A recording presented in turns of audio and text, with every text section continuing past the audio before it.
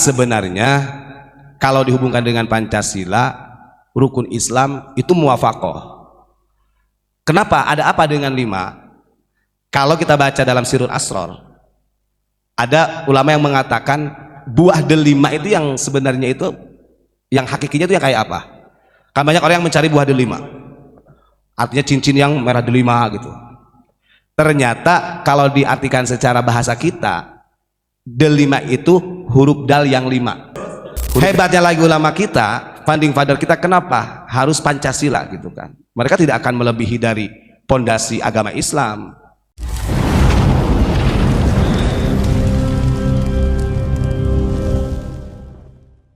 Assalamualaikum warahmatullahi wabarakatuh. Alhamdulillah, pada malam hari ini kita masih bisa melaksanakan doa bersama untuk Indonesia, Asia dan dunia. Mudah-mudahan kita semuanya diberikan kesehatan jasmani dan rohani. Wabil khusus kita doakan untuk guru kita Buya Mama Gufron Al-Bantani, mudah-mudahan diberikan kesehatan jasmani dan rohani serta dimudahkan segala urusannya, dan juga Gus Asep Saifullah juga diberikan kesehatan zahir batinnya dan dimudahkan segala urusannya. Dan tidak lupa seluruh jajaran pengurus Pondok Pesantren Unik Nusantara Pancasila, para jamaah dimanapun berada dari Sabang sampai Merauke, mudah-mudahan kita selalu berada dalam rahmat dan hidayah Allah Subhanahu wa Ta'ala. Sebenarnya ini materinya Pak, jujur saja saya untuk jelasin juga bingung ngejelasinnya gimana materinya. Apalagi An-Nasir yang disampaikan Pak Imron ini kan campuran dengan istilah-istilah Jawa. Tadi saya pewayangan itu paling blank Pak, Yudhistira, kemudian jadi filosofinya saja saya nggak tahu gitu. Gini Ustadz Ubat, tadi kalau dari An-Nasir yang pertama ini aja, mungkin materi malam hari ini karena An-Nasir yang pertama itu Yudhistira yang melambangkan kekosongan atau kehampaan, nanti akan ada sangkut pautnya dengan sila pertama loh, ketuhanan loh. Betul.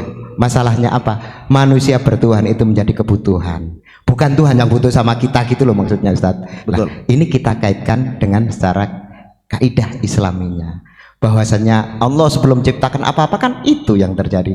Lah ayatnya seperti apa gitu Ustadz. Baik, terima kasih Pak Imron. Pak Imron ini memang kadang-kadang membuat kita menjadi cerdas untuk mencari materi dadakan. Tapi ya sedikitnya begini, saya bisa mentahqiq membenarkan itu karena memang dalam pelajaran kitab itu ada definisi tauhid yang disampaikan oleh Syekh Junaid Al-Baghdadi di dalam kitab Risalatul Qusyairah begini, bahwa pengertian tauhid menurut Syekh Junaid Al-Baghdadi adalah ilmuka wa iqraruka bi annallaha ta'ala fardun min azaliyatin la thaniya ma'ahu, yang artinya kalau tauhid itu menurut Syekh Junaid Al-Baghdadi adalah pengakuan diri kita, pengetahuan kita mengetahui bahwa sesungguhnya Allah itu zat tunggal itu dari zaman azali. Lalu azali itu disyarahi oleh beliau, azali itu adalah alam ghaibul ghaib, alam kosongnya kosong gitu Pak Imron. Yudhistira ya, kosongnya kosong. Tapi kata Ustadz Rois, kosong adalah isi. Makanya saya nyantol dikit. Yang penting ada definisinya, ada definisi yang disampaikan oleh Syekh Junaid. Karena dari beberapa pengertian definisi tauhid yang pernah saya baca Pak, karena setiap ulama-ulama sufi itu mereka punya definisi tersendiri. Tapi yang ekstrim, saya katakan ekstrim ya, itu adalah Syekh Junaid. Karena beliau berani mengungkap kalimat min azaliyah. Jadi bukan kodim lagi gitu. Allah itu zat tunggal itu dari zaman azali, maka disyarahi azali itu bukan sekian ribu tahun sebelum terjadi alam, bukan, tapi alam ghaibul ghaib, alam kosongnya kosong, dan itu hanya Allah semata.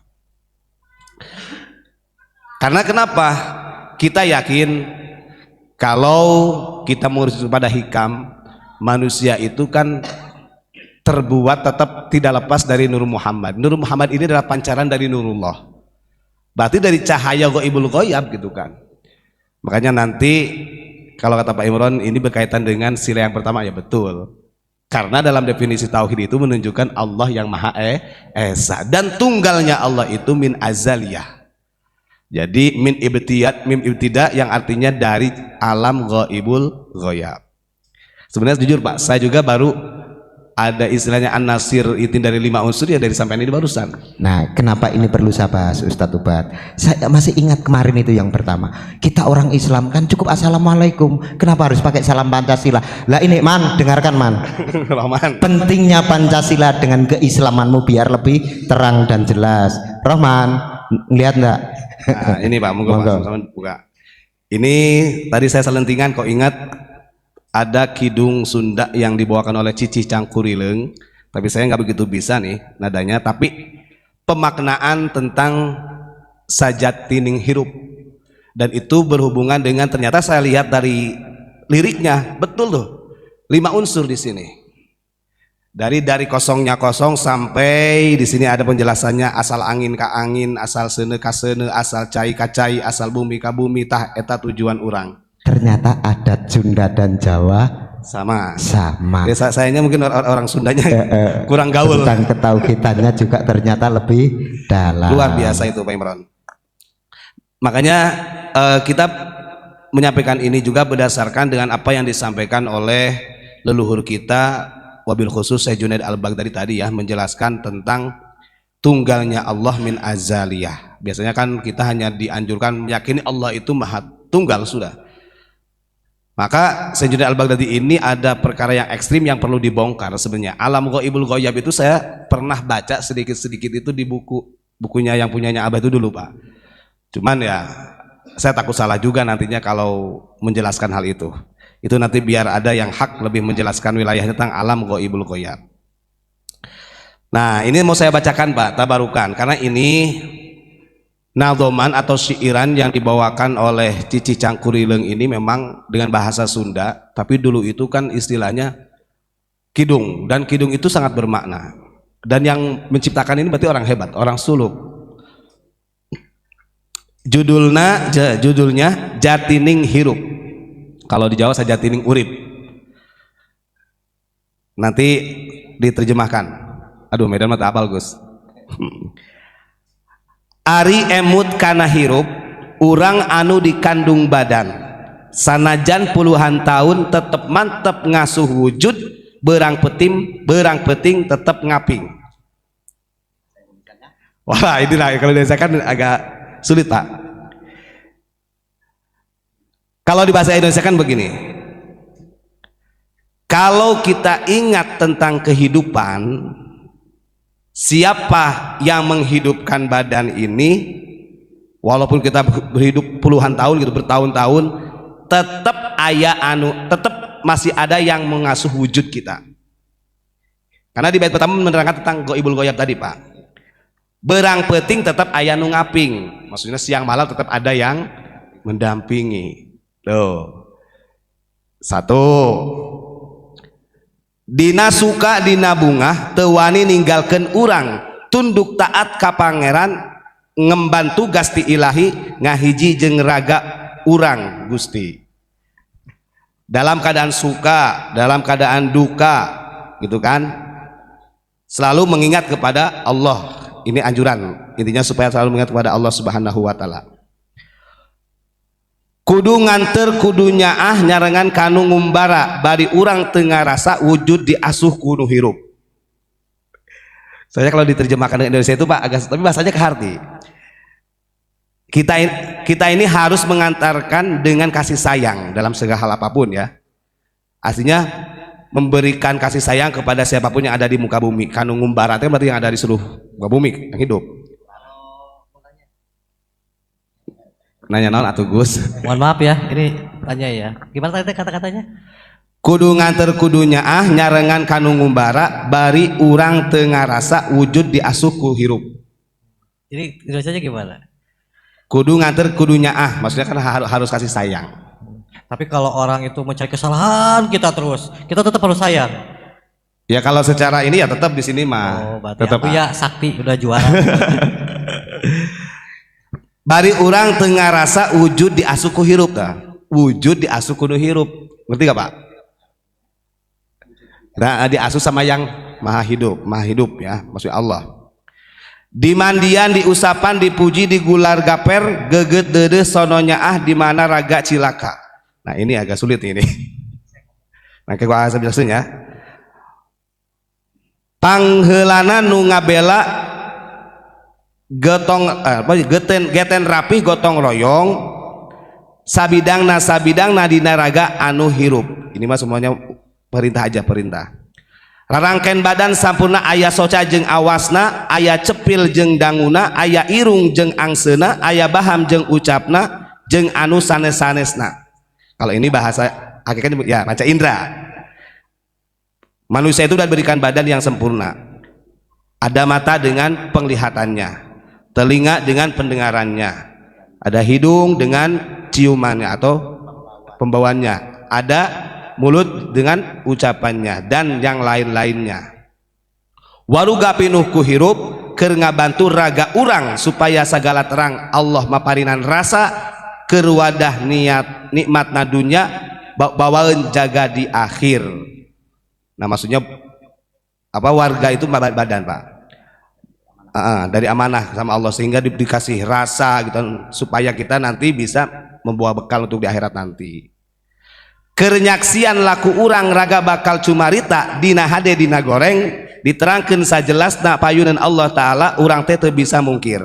Nah kenapa kok sampai ada panca indera, ada rasa gitu Allah ciptakan, itu nanti akan menjadi saksi kita nanti di akhirat, saksi dari apa yang kita lakukan di dunia nanti bakal cumarita, raga bakal cumarita, bakal cerita semuanya gitu.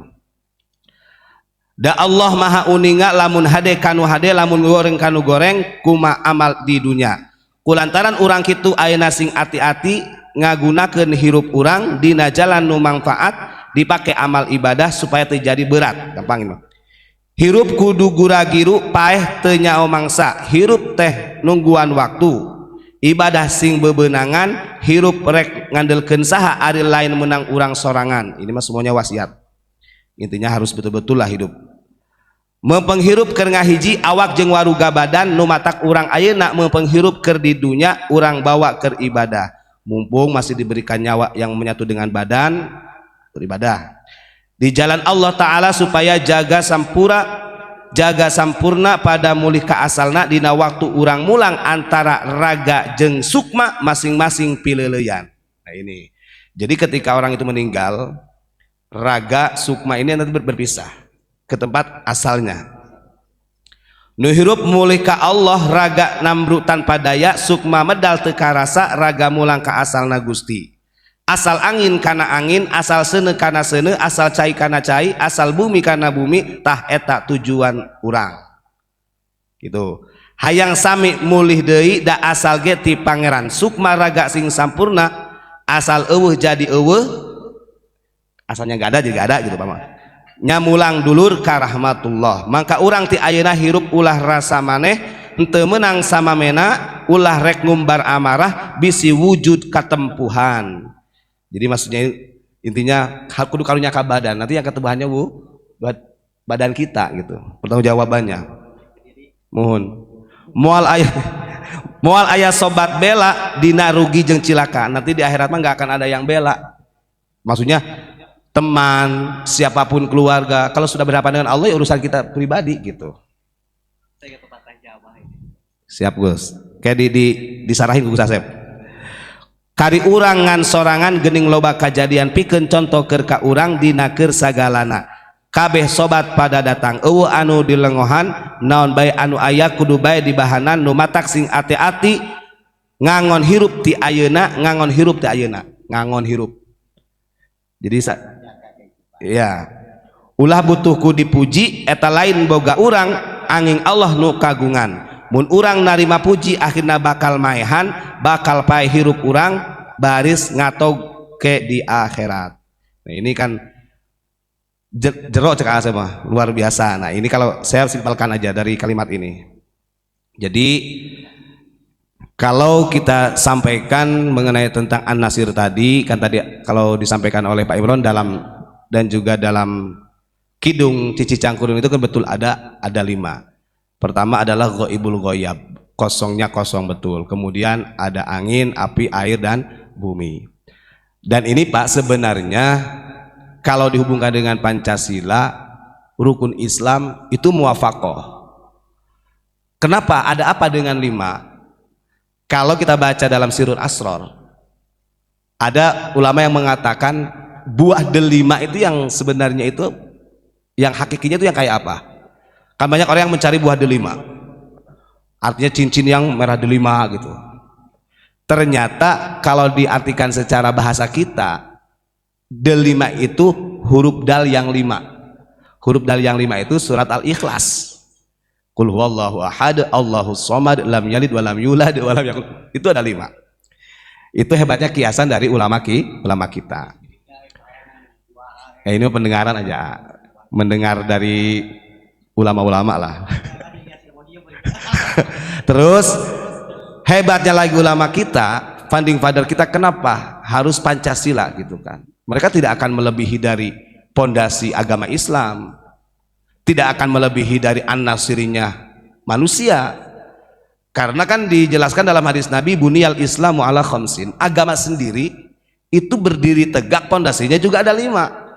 Maka ketika Pancasila ini dikatakan istilahnya jauh dari agama, kemudian tidak tobakot, tidak muwafaqah dengan syariat agama, berarti dia tidak memahami hadis Nabi Muhammad SAW. Dan kalau kita pahami satu persatu aja, kemudian dicocokkan dengan nilai Pancasila. Pertama, buniyal Islam ala khamsin. Pertama adalah syahadat. Jelas itu kan, ketuhanan yang Maha Esa. Saksinya sudah jelas. Kemudian yang keduanya adalah sholat. Berarti sila kedua, kemanusiaan yang adil beradab. Inna sholata kanat. Oh ya, lupa lagi ada. Pokoknya mencegah dari kemungkaran supaya manusia itu terbentuk khuluqun hasan. Itu intinya sholat Pak. Berarti kan kemanusiaan yang adil dan beradab. Karena sholat sendiri itu adalah tanha anil fahsya'i wal munkar, untuk membentuk sifat karakter manusia yang adil dan beradab. Ketiganya zakat. Zakat ini kalau kita muwafaqahkan dengan nilai Pancasila itu apa? Persatuan. Coba lihat, zakat itu kan ada baitul mal, dan di situ terhimpunlah semua mal-malnya orang-orang, semua umat muslim pada waktu itu dikumpulkan dalam satu, dan itu memang dilakukan oleh keseluruhan. Apalagi kalau zakat fitrah, itu tidak ada yang tidak melaksanakan zakat fitrah, harus dilaksanakan juga semuanya. Kemudian yang keempatnya puasa. Apa yang keempat itu? Kalau Pancasilanya kerakyatan dipimpin oleh hikmat, kebijaksanaan dalam permusyawaratan perwakilan. Nah ini kan sebenarnya sama, ro'iyah. Saum itu kalau diartikan secara bahasa luasnya itu, selain dia adalah menahan lapar, itu juga menjaga. Artinya menjaga dari hubungan sosial, menjaga dari pembatasan dan lain sebagainya, dan ini berhubungan dengan kemasyarakatan. Gitu yang disebut dengan hikmah tadi. Kemudian yang terakhir haji, keadilan sosial bagi seluruh rakyat Indonesia. Sama, di tempat haji itu semuanya adil. Nggak ada yang pejabat istilahnya, kemudian di sana nggak pakai ihram, pakai jas. Sama, pakai pakaian ihramnya sama. Kalau kita mau memuwafaqahkan gitu. Kenapa? Berarti founding father kita ini orang-orang hebat, tidak melebihi, tidak mengurangi, ingin sesuai supaya betul-betul menjadi qiwamuddin, tertegaknya agama. Dijadikanlah Pancasila untuk penegak, memperkuat daripada negara. Namanya qiyamud daulah atau qiyamul waton. Sama, buniyal Islam ala khamsin. Agama Islam terdiri dari 5 pondasi. Negara Indonesia juga mempunyai 5 sila yang menjadi ideologi Pancasila. Manusia, makhluk manusia tercipta dari 5 unsur. Ya udah Pak, cocok itu aja lah saya nambahinnya. Karena begini, kalau yang nggak saya ketahui, jujur saja saya memang kalau nggak tahu nggak tahu lah gitu Pak. Terima kasih Pak Imron. Nanti biar dilengkapi oleh Gus Asep. Assalamualaikum warahmatullahi wabarakatuh.